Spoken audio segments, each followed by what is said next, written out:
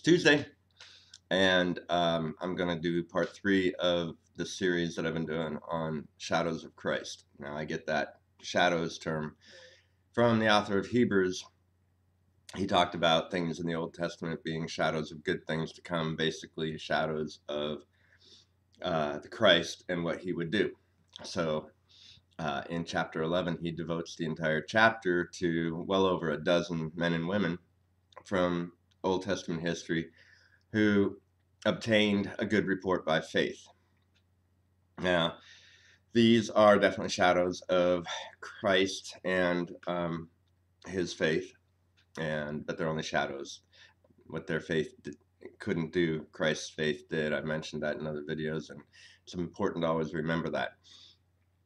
So today we're going to talk about the harlot Rahab. He felt it was important to mention this prostitute from history, and I think there's something that gets overlooked in her story. So let me briefly tell you her story if you don't know it. Now, Rahab was a prostitute living in the city of Jericho. Jericho was about to be overrun by the Israelites, and it was going to be destroyed. And so Israel sends a couple spies to Jericho to kind of check it out ahead of time. She takes the spies in and protects them from Jericho's king, and she swears an oath to them that she will keep their secret they have to also swear an oath to her that if she keeps her oath, that they spare her and her father's house and her relatives, her family. So Israel does invade, and they kill everybody, man, woman, and child, and even their livestock when they invade Jericho. But they did spare Rahab and her father and her mother and her family, her brethren. Now, what I think gets overlooked in this, oftentimes in this story, but is very similar to Christ, there are two things here. One, she kept a secret, and throughout from the foundations of the world, creation of the world, all the way up until Christ's resurrection, God did keep a secret. Jesus had to keep a secret. He kept an oath and he kept a secret. And the secret was the redemption of the world and how it was going to happen and what all would happen in that. And it was a mystery. And then Paul says, of course, the mystery was revealed in him after he was resurrected.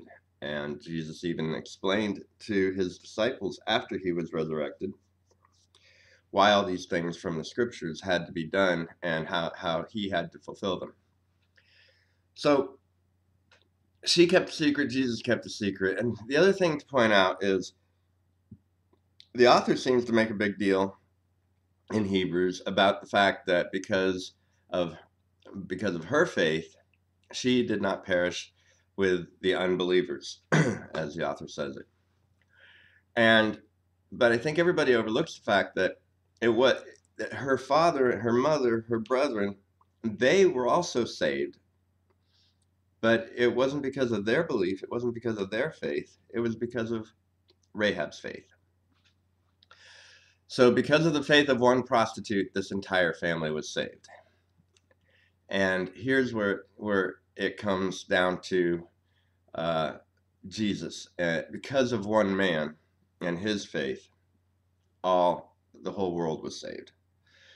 So it's not by our faith, whether we believed or didn't believe, it didn't matter, because it was his faith and his belief that mattered.